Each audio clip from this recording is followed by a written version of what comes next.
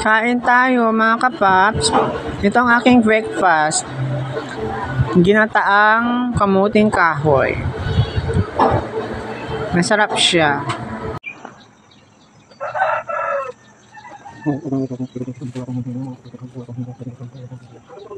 Hello mga kapaps. Today's video, this is my breakfast for today. It's kamuting kahoy. Binili ko lang sa baba ito mga kapaps. Let's eat mga kapaps. Masarap nito eh. Gusto ko kumain ng kanin pero mas okay itong kinakain kong ganito. Kasi, diba nagpapapayat ako. Hirap na kasing tumaba. Kapag tumaba ka eh, ilan na lang kakasya sa yung dress. So let's eat mga kapaps. Masarap to. Ito yung kamuting kahoy na ginataan. It's more gata and more nyug. So parang ano siya, sticky siya, pero masarap siya. Malambot. Hindi tulad ng iba na matigas. Pero kapag kinain mo to, ano mo?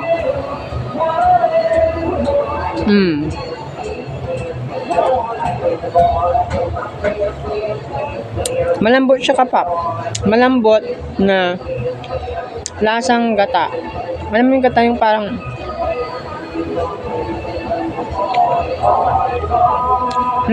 naiwan sa dila mo yung sarap. Lasang gata na lasang kahoy na malambot siya. Yun yung kapapso. Masarap siya Breakfast ko to every morning. Hindi naman every morning kapag naisipan ko lang magkamuting kahoy. Ay, magkakamuting kahoy ako. Pero most lang kinakain ko every morning is coffee. Coffee din kanin. Yung kanin, yung coffee, sinasabaw ko sa kanin. Diba? Laking probinsya. Nasanay na ako nun eh. Kapag kumakain ako, nung bata ako, sinasabawan ng coffee. So hanggang ngayon, nakuha ko hanggang ngayon yung pag-uulam ko ng coffee, pagsasabaw ko. Diba? Then dati din naman ko kumakain ng ganito eh. Ngayon ko ba't nakakain na ako ng ganito, lalo yung mga gulay dati. Hindi ako kumakain. Grabe. Naisip ko lang dati, hindi ako makapagkain ng gulay. Pero ngayon, sarap na sarap ako sa gulay. Sabi nga nila, people change. So, nagbabago talaga ang ugali natin. Pati nga siya, nagbago. Oops. Sino siya? Alam niyo na kung sino siya, yung ex ko. Nagbago, kaya lumipat. Pero hayaan mo na. Past is past, diba? Sabi nga nila.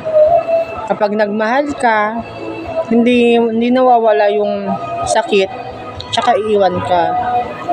Kung siya talaga. Kung hindi, hindi. Huwag mo nang ipilit kung ayaw na sa'yo. Kung nag-iisip pa yung lalaki para sa'yo, mag-stay ka din. Kung mamahalin ka niya, mahalin mo din. Magsuklian kayo ng magpagmamahalan yung dalawa. Hindi porket mahal mo siya. O sige, mahal mo siya. Pero hindi mo siya mahal. Hindi dapat ganun. Matutunan mo din siyang mahalin. Pero kung yung partner mo naman is ano siya, is sawa na, nagpaparamdam na siya ng ayaw na sa'yo, mahabo na siya sa iba, hayaan mo na. Hindi lang siya yung lalaki sa mundo, hindi lang siya yung babae sa mundo, hindi lang siya yung mamahalin mo sa mundo. Kumbaga, kung naghiwalay kayo, love yourself and love your family. Yun lang yun. Dahil ang family andyan lang. Hindi ka niya iiwan. Oo, mag-away man kayo magkakapatid, magpapamilya. Pero, syempre, sa hulit-huli, magkadugo kayo. Kaya siya din lang yung tutulong sa inyo. That's it. Balik-balik pa nga.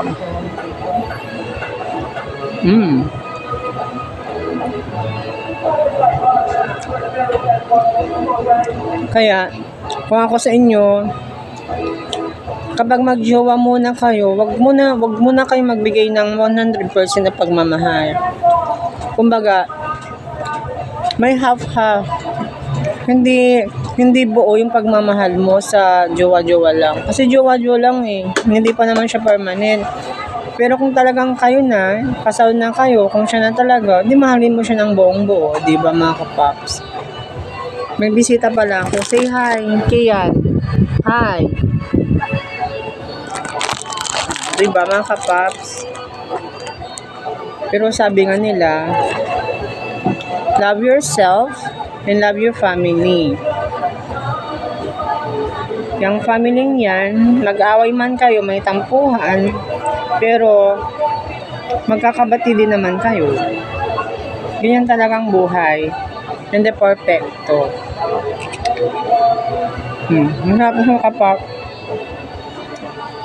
kain.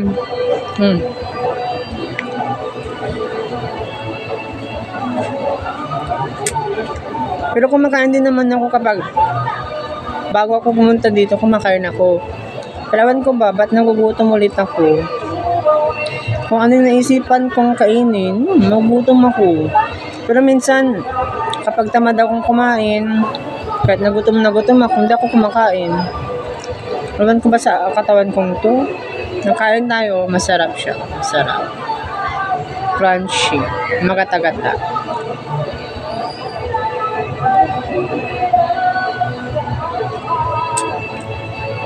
Malambot siya. Hindi siya kamuyan mo lang malambot na. Hindi ko tulad ng iba. Matigas siya.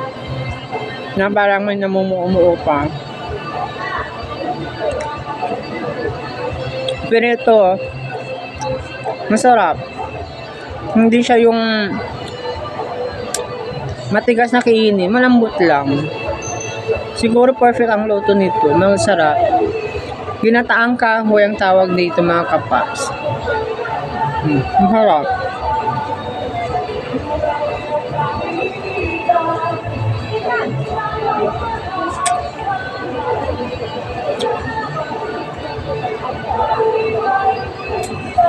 Masarap siya, magata-gata. Kita niyo pa, di ba? Nagkahoy mo na. Gamangan tayo. Ayan kapaps, oh. Kita mo yung nyog, kita mo din gata, tsaka sticky siya na masarap. Malambot.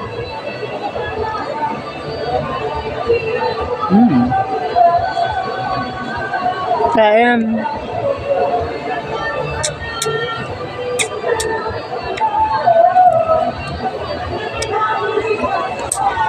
mabubusog ka na dito mga kapaps. Kahit na ito lang kainin mo, busog ka na. Solve na ang breakfast mo. Okay din to sa mga nagda-diet. Sa mga hindi kumakain ng kanin, pwede din to. Pampabawas din ng timbang to mga kapaps. Kain tayo.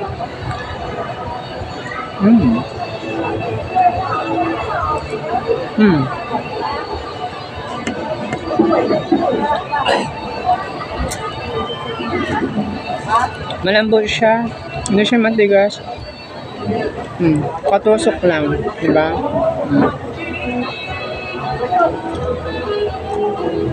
Kamuting kahoy. Dati may mga tanim din kami dito nung nasa Nilubot pa kami, yung isang bahay namin. Nagtatanim yung tatay ko nung buhay pa, yung kamuting kahoy. Ayun. Madami kasi nagagawa ito. Yung parang okay na kamuting kahoy. Yung parang ginaganon siya, yung parang pinipino, tsaka binibigyan ng arena ata yun, tas yun, niluluto, kakainin. Masarap yun. Tagal ko lang din nakakain nun. Sige mga kapaps ha, busin ko muna ito. Love ya.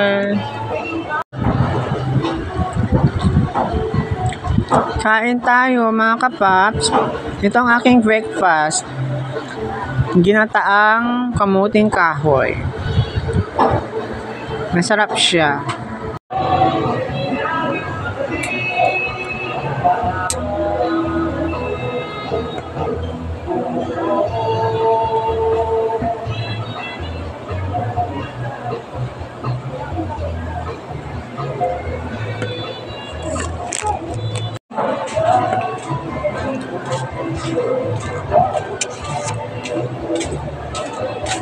Wow, sarap.